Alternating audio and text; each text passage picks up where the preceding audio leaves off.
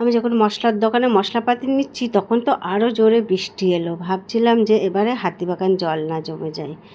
আর এই যে একটু মাছ নিলাম, চিংড়ি মাছ আর কাতলা মাছ নিলাম। এগুলো এই যে চিংড়ি মাছগুলো ছাড়ানো হচ্ছে। তারপরেই চলে গেলাম, একটু মাংস নিলাম।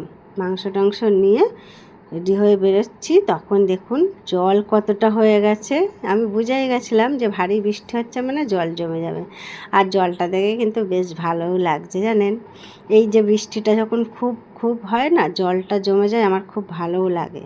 আমাদের জানেন তো, যখন বাড়ির সামনে একটা পুকুর আছে, খুব বৃষ্টি হতো আর পুকুরে এত জল বেড়ে গিয়ে তখন পুকুরের কানায় কানায় জল হয়ে যেত। আর পুকুরের পাড়ে না আমরা কী করতাম জানেন, আমাদের পাড়ার বাচ্চা কাচ্চা, আমরা যখন ছোটো ছিলাম তখনের কথা বলছি, তখন আমরা দুটো পা দিয়ে আমরা ছাপাত ছাপাত করতাম আর বলতাম কে কতটা জল ওপরে তুলতে পারত পা দুটো দিয়ে। ওটা কিন্তু খুব আনন্দ পেতাম।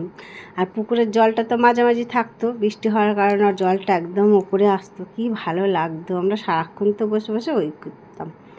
যাই হোক, এই ছোটোবেলার কথা। আর এই একটু জল জমলে কিন্তু দেখতেও ভালো লাগে, তাই না? বেশ ভালোও লাগে। যাই হোক, ওই চলে যাবে দুপুরের মধ্যে জলগুলো।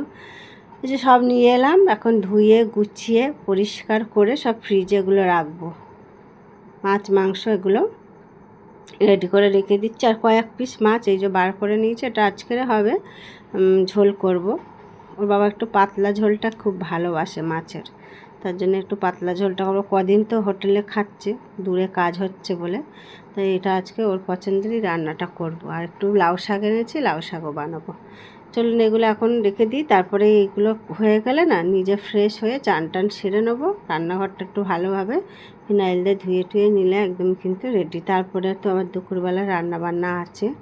চলুন এগুলো এখন ফ্রিজে রাখি। আর আমাদের এই হাতিবাগানে যখন জল জমে তখন দেখি আমরা জানলা থেকেই আওয়াজটা পাই।